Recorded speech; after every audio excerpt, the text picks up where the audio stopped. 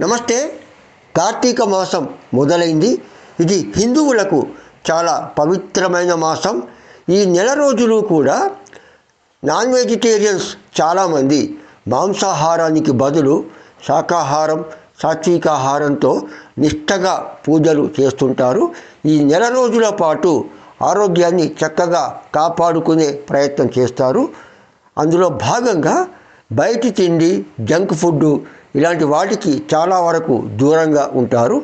అయితే ఈ ఆరోగ్య పరిరక్షణ ఈ ఒక్క నెలకే పరిమితం కావాలా, జీవితాంతం కొనసాగాల అంటే మనం ఎల్లప్పుడూ ఆరోగ్యంగా ఉండటం మంచిది.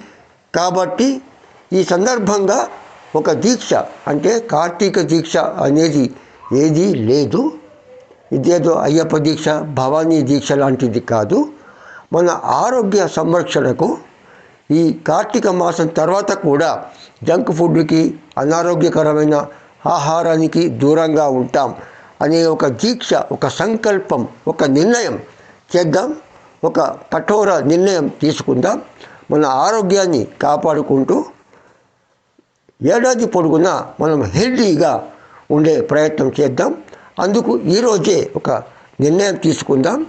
ఆరోగ్యమే మహాభాగ్యం. కాబట్టి కార్తీక మాసం తర్వాత కూడా ఆరోగ్య పరిరక్షణ కొనసాగిస్తాం అనే సంకల్పం తీసుకుందాం.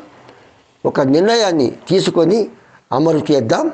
All the best.